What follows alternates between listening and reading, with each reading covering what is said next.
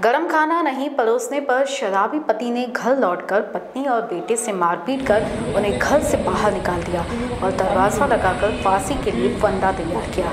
बाहर खड़े मां बेटे ने इसकी जानकारी पाचपौली पुलिस को दी, जिसके बाद बीट मार्शल टीम ने ऊपर से घर का दरवाज़ा तोड़कर अंदर प्रवेश किया और व्यक्ति के पांव पकड़कर उसे झूलने से बचा लिया।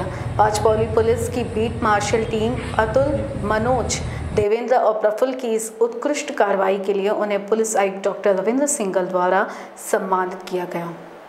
बरोबर आहे। 6/5/2024 दिवसभरासाठी जे 4 बीट मार्शल राहतात, बीट मार्शल आपली पेट्रोलिंग करत असताना ठाकरग्राम येथे असताना बीट मार्शल 3 ला एक CFS वरून कॉल होता MDT वर 112 वरून। तर ह्या ठिकाणी लष्करी बाग गल्ली नंबर 3 मध्ये असाचा प्रकार सुरू आहे। 6 गल्ली नंबर 6 मध्ये असा प्रकार सुरू आहे। त्यावरून बीट मार्शल 3 त्या ठिकाणी पोहोचल्या दार बंद होतं। त्याची मिसेस आणि पोरगा बाहेर रडत होते की वडील म्हणजे पती आतमध्ये आहे, दार लावून ठेवलेलं आहे, काहीतरी कमी जास्त करल। याच्यावरून त्यांनी सर्व बीट मार्शल आमचे अलर्टच होते, ते कॉल ऐकले होते, सर्वजण तिथे जमा झाले लष्करी बाग गल्ली नंबर 6 मध्ये। तर त्याचं नाव भोलानाथ म्हणून आवाज देत होते, परंतु तो काय मी सुसाईड करून टाकीन, मी बाहेर येणार नाही अशा पद्धतीचे वर्तवणूक यांनी थोडा वेळ ऐकून घेतले। त्याच्यानंतर हा कमी जास्त होईल म्हणून हे दार लोटून आतमध्ये प्रवेश केल्याबरोबर तो लटकून होता। त्याच्यात मग आमचे 2 अंमलदारांनी त्याला उचलले।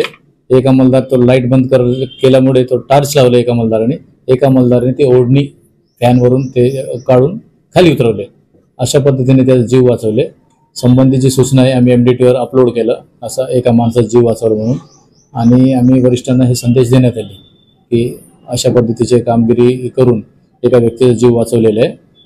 तर त्याची दखल घेऊन माननीय पोलीस आयुक्त साहेबांनी माझं पण माझ्या टीमचं बीट मार्शलचं अशाच पद्धतीने उत्कृष्ट कामगिरी केली पाहिजे, त्याची दखल घेऊन साहेबांनी प्रशस्ती पत्र देऊन अभिनंदन केले।